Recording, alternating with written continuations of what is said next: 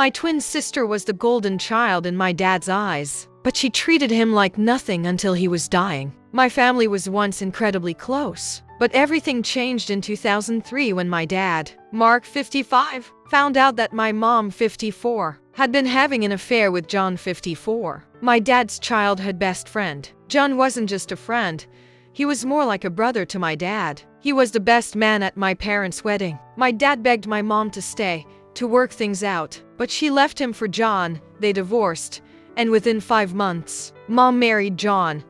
The whole thing tore our family apart. I have a twin sister, Sarah, 27. Growing up, she was always Daddy's girl. Dad spoiled her more than the rest of us, and they were inseparable. So, when the divorce happened, it shocked us that Sarah chose to live with Mom instead of Dad. I stayed with Dad, and though I occasionally visited Mom, Sarah spent weekends with us. I'll never forget how Dad tried to put on a brave face. But every night for the year after the divorce, I'd hear him crying himself to sleep. It wrecked him. Things started to change after Sarah's career shift. Sarah had always talked about following in Dad's footsteps and becoming a surgeon. But Mom and John pressured her to change course and become a lawyer. Just like them, John started mentoring her, and before long, she was working at his law firm. That's when the strain between her and Dad deepened. Despite everything, Dad still tried to be present for Sarah, attending her events, being the super dad at every recital or match. But in 2017, everything changed. Sarah was getting married, and Dad was ecstatic. He gave her a blank check for her dream wedding. This wasn't just any wedding. Sarah was his only daughter, and he had always dreamed of walking her down the aisle. But then, the night before the wedding, Sarah dropped a bombshell. John, the man who'd stolen my mom, would be walking her down the aisle with Dad. Dad, the kindest, most non-confrontational man I've ever known, was absolutely crushed. I've never seen him so angry. He refused to attend the wedding, and ultimately, John walked Sarah down the aisle. The fallout was disastrous. Dad distanced himself completely from Sarah after that. She tried reaching out, but he wouldn't even entertain the idea of reconciliation. Even when she had children, he refused to meet them. The wound was too deep. Fast forward to earlier this year. Dad was diagnosed with terminal pancreatic cancer. The treatments didn't work, and now he's in the final stages of his illness. The pain he's enduring is unbearable, but despite everything, he refuses to speak to Sarah. She doesn't understand. I'm incredibly close to my dad, and these last few weeks have been gut-wrenching. I want to help Sarah, but I don't know how. She's in denial, demanding closure, but I'm stuck in the middle of this agonizing mess. How do I convince her to let him go in peace? Top advice on the situation. There's really nothing you can do to make this situation less painful. Sarah made her choices years ago, and now she must live with the consequences. It's tragic, but at the end of the day, it's her responsibility to reconcile with her past actions. All you can do is be there for your dad, focus on him, and don't waste your energy on a relationship that's been broken for so long. She's the one who invited the man who destroyed their family into her life. She needs to accept that. And honestly, it was cruel of her to spring that bombshell on Dad the day before her wedding. She knew it would devastate him. To take Dad's money for her dream wedding, and then throw in that twist at the last moment was a slap in the face. It was manipulative, and she knew it. Dad's feelings didn't matter to her. She was willing to hurt him to make her own dreams come true. She may have been Daddy's girl, but she took him for granted. Dad loved her unconditionally, and she repaid him by dishonoring the very dream he had for her. Walking her down the aisle wasn't just about a father-daughter moment. It was his way of holding onto a relationship that was already slipping away. Update: a week after I posted this, Dad's health deteriorated rapidly. We lost him exactly 1 month ago. It wasn't an easy passing. The last few weeks were gut-wrenching. I never expected it to be easy, but I never imagined it would be this painful. He was in so much pain, and it was heartbreaking to watch him suffer. But as painful as it was, I know he deserved to rest. In the end, Dad was lucid enough to say his goodbyes to me and my older brothers. Hearing him say those words to me was both the most beautiful and heartbreaking moment of my life. I won't share exactly what he said.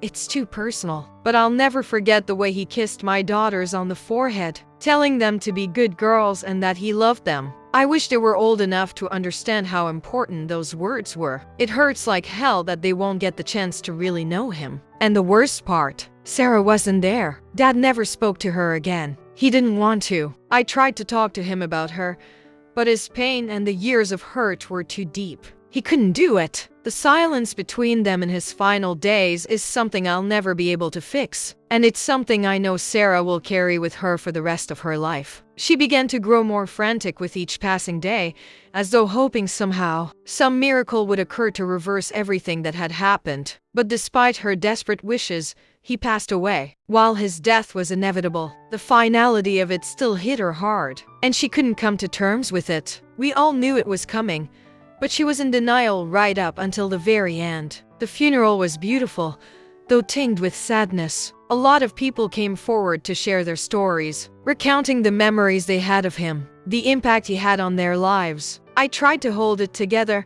but when I saw Sarah, it was like a punch to the gut. It had been years since she'd seen him, and she barely recognized him. He was so different. He had lost so much weight from the cancer, his body frail and thin. Dad had always carried a little extra weight, the classic dad bod. But now, seeing him like this, reduced to nothing, it tore me apart. Sarah cried. She cried more than anyone at the funeral. I couldn't blame her, but at the same time, it felt wrong.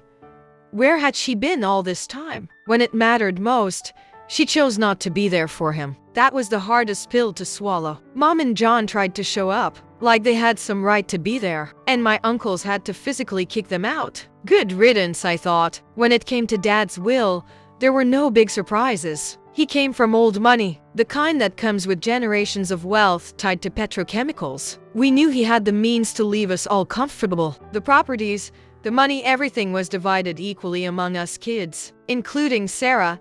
Dad had always been generous, never caring much for money. He just wanted us to be okay, to know we were taken care of. But it was the smaller things that made the difference. He left a trust fund for his grandkids, including Sarah's children, whom he had never met. That part was expected. He always made sure his legacy was secure. But what really hit me, what hurt the most, were the personal touches. In his will, he left letters for each of us. He wrote about our childhoods, about memories only he and I shared. It was the kind of letter a father writes when he knows it's his last chance to say everything. I must have read that letter 100 times. Each time, I found myself crying, overwhelmed by the love he'd poured into those words. One of Dad's greatest loves had always been photography, and over the years, he had taken countless photos of our family. When Mom and Dad were together, it was a family affair. Later, after everything fell apart,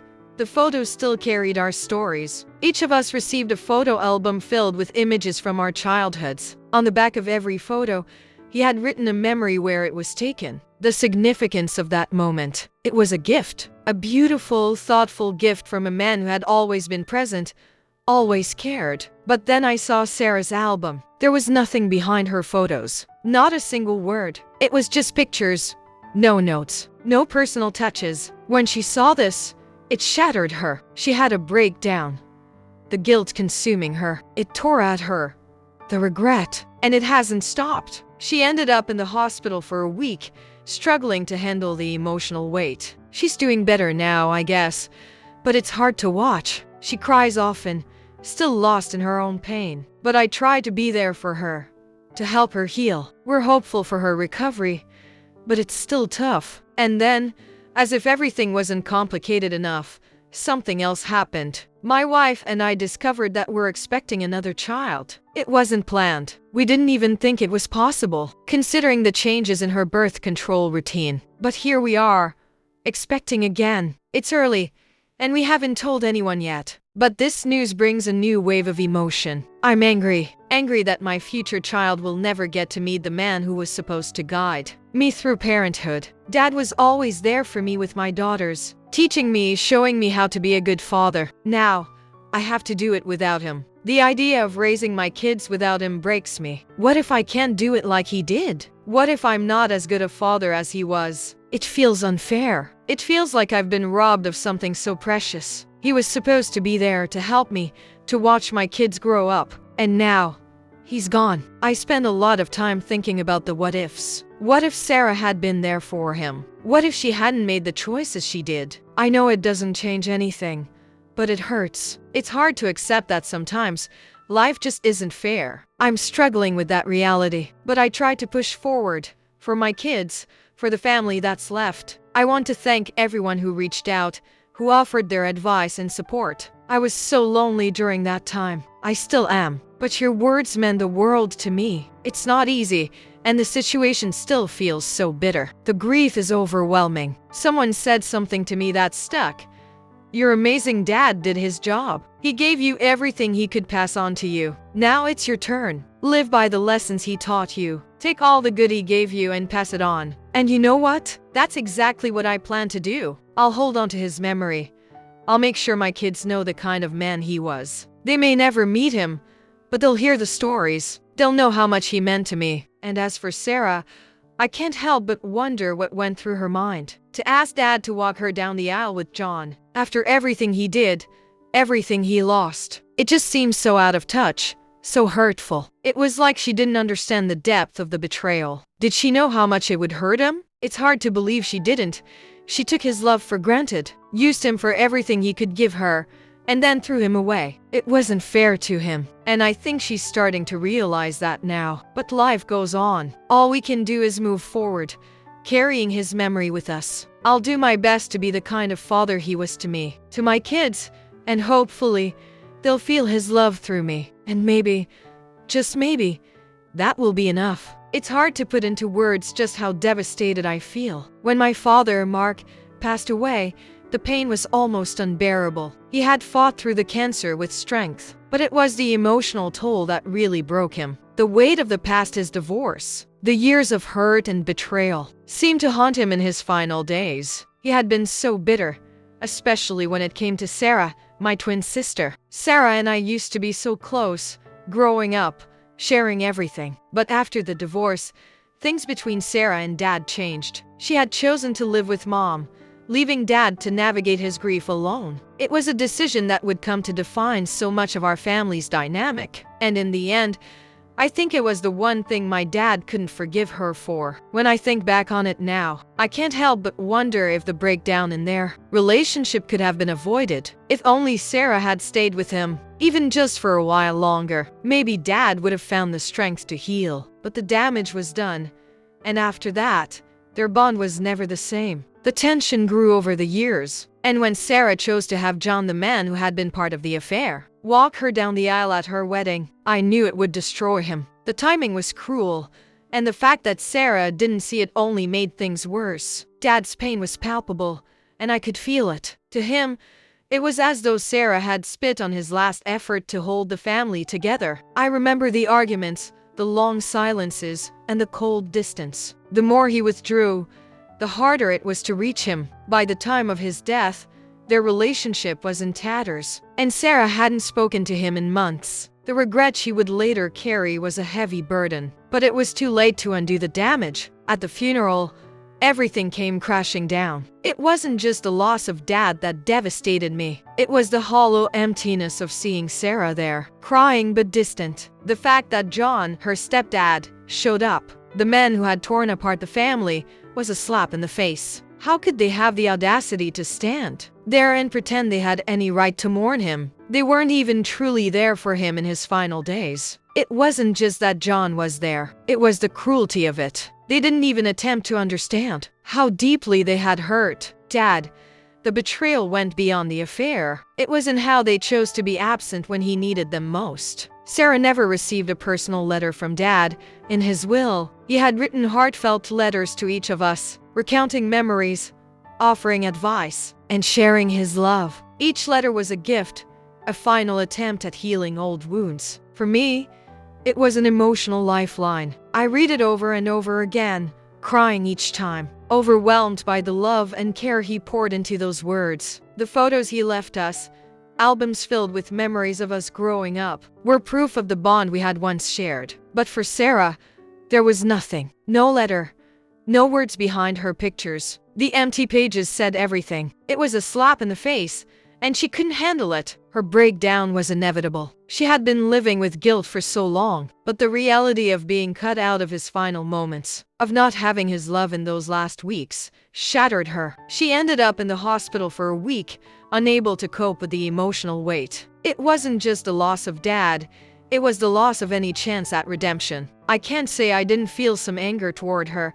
but I also felt pity. She was paying the price for choices that, in hindsight, seemed so clear. The regret would eat at her for years, and I knew that. It's still eating at her now. Amid all this chaos, something else happened that I never saw coming. My wife and I found out we're expecting again. It wasn't planned. It wasn't even something we were ready for. But here we are, adding another life to the mix. My son is still only 2, and my daughter is barely a year old. Yet, I'm already feeling the weight of the future, and I'm angry. So angry.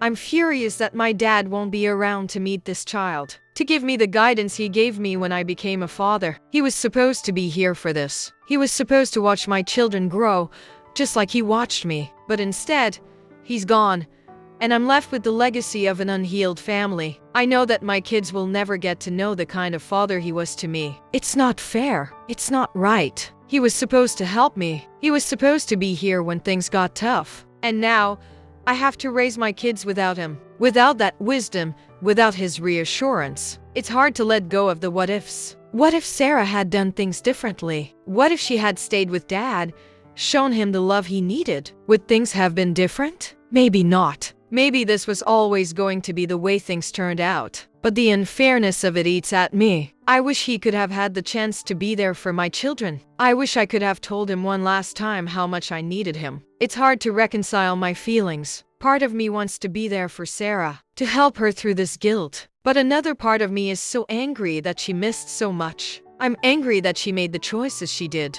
that she wasn't there when Dad needed her most. It's a betrayal that's so deep.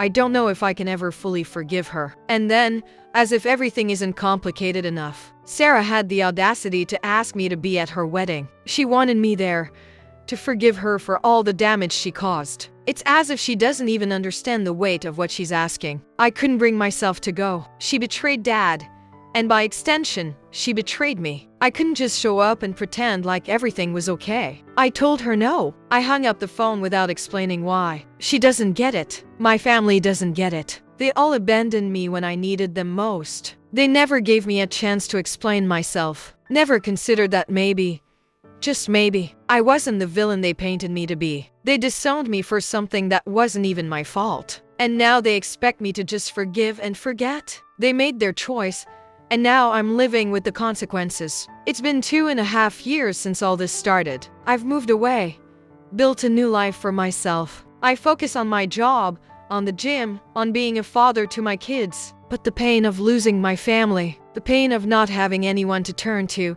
still lingers. I don't know if I'll ever be able to heal from this. The wounds are too deep. So, do I need therapy? I don't know. I've been struggling with it. Maybe I do. It's just hard to admit. Maybe it's time to face these feelings. Maybe it's time to finally let go of the anger and the hurt. Or maybe it's time to move on, knowing that my family is gone for good. Either way, I'm going to have to live with it.